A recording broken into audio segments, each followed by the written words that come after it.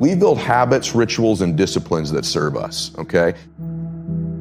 The reason my standards are set so high is because I don't want to leave it up to my own devices.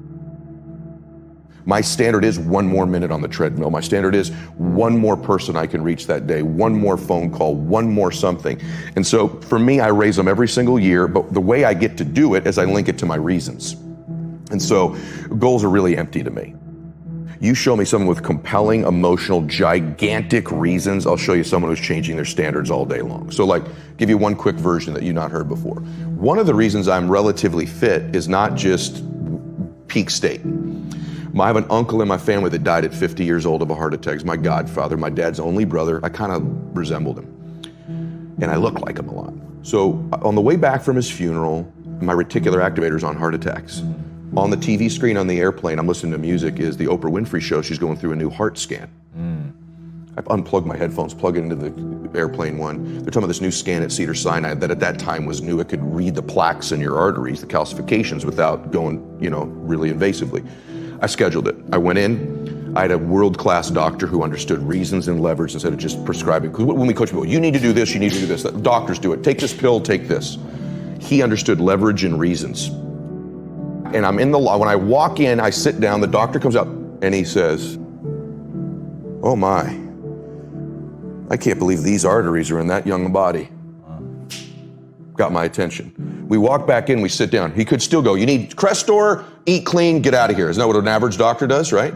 No, wired me with huge reasons. He goes, "Let me ask you a question. I heard your wife's pregnant. I said, "Yeah, I have a son." And he says, "Do you want to be there when he graduates from high school? To be there for that day?" I said, "Yes, sir, yeah." He goes, "Your wife's pregnant. What do you have?" And I said, "A daughter. Would you like to walk her down the aisle on her wedding day, or are you okay that it's some other man?"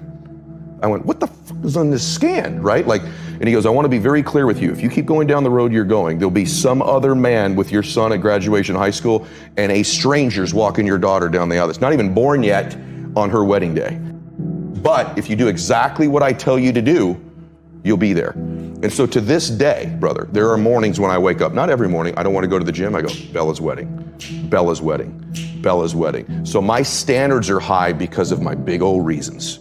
Other dudes may miss the gym that day because they're not going to miss their daughter's wedding if they don't go. But I've convinced myself I'll miss my daughter's wedding.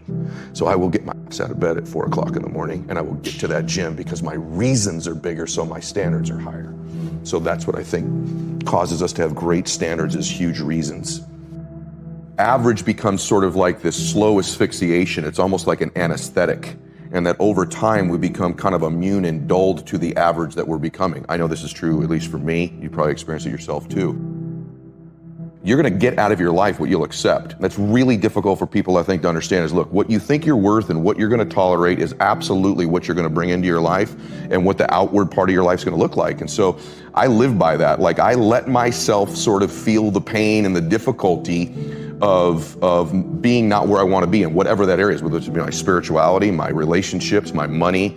I let myself feel that pain because, as you know, there's two motivators, right? There's the gaining of pleasure, right? Wanting to go get something, chasing the dream. But then there's the avoidance of pain. Identity is the governor on our lives. It's the invisible force that no one understands. And once they do understand and get a hold of it, their life can change. And so not only if you don't get a hold of this, will these outward conditions of your life keep being exactly the same, but you could behave differently, you could do all the work out, you could be thinking great thoughts, but you are going to get out of your life, you're gonna be the most powerful force in the world, I think, is to be consistent with the concepts, ideas, and worth that you hold for yourself. You will get that out of your life, what you will tolerate. Okay, the deeper part of that is identity. And so identity is very much like a thermostat sitting on a wall, right? This is important. Once that temperature is set at a certain degree, everything in the world externally can hit it and you will find a way to get that temperature. So even in this house, let's say it's set at 80 degrees. If we opened up all the doors and cold air, just the worst things in life, the blizzard of life came in, the thermostat will kick the heater on and it will regulate this room back to 80 degrees. The reverse is also true. It's a super hot day. Great things are happening in your life. It's getting hotter and hotter and hotter. If you're at 80 degrees, that internal thermostat will find a way over a window of time to cool your life right back down to 80 degrees again. So the key, the secret key, is to be able to shift that identity. 90, 100, 120. Somebody like yourself or myself who might now appear self-confident, it's because I really had to find tools and resources because I was so insecure and shy and introverted. So I had to find techniques and resources to build that up in me. And for me, it's very simple. It's the promises that I keep to myself. If I have a habit over and over of beginning to stack one on top of the other, of keeping promises I make to me, not other people. In other words, the minute you begin to get external in your life, worrying about what other people think about you, right? You've lost all control. And it never fills you up. And people's admiration, people's gratitude towards you will never fill you up. It's your own. It's your own inside. And so for me, self-confidence comes from keeping the promises I make to myself. And the other part of it is being aware I'm doing it. In other words, most people don't give themselves enough credit all the time. They're very aware of these 20% things and not aware of the 80, right? And that's why the dosage is so important too. You've nailed it. It should be 80-20, right? Because people get addicted to this. I'm not good at this. People don't like this about me. I don't feel good. Instead of focusing on the 80 and stacking it up. Wow, I did eat what I said I was going to today. I did get up when I said I was going to. I made the amount of phone calls. I treated people in such a way I promised myself. It's not just doing those things. It's rewarding it. It's being aware of it and stacking that up. And all of a sudden, because that's the messaging I was giving myself, all of a sudden, all these things start to come into my awareness that I'm grateful for.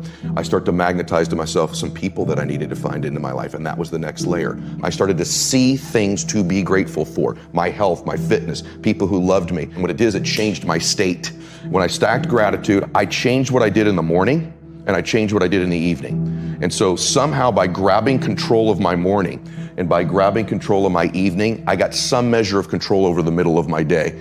I was an out of control person back in those days, meaning this: I woke up worried, stressed, fearful, and I immediately start thinking about a bill I had to pay, something that was wrong, and I'm in a state of reaction to begin I'm talking within 6 minutes of waking up. There's this thing people think that like, I'll be happy once I get like this big, amazing home, or once I get this car, or once I get this relationship or an amount of money, then I'll allow myself some happiness. The problem is the finish line always moves. You never arrive there, right? The other part is people think, well, if I enjoy myself now, I'm gonna lose my drive.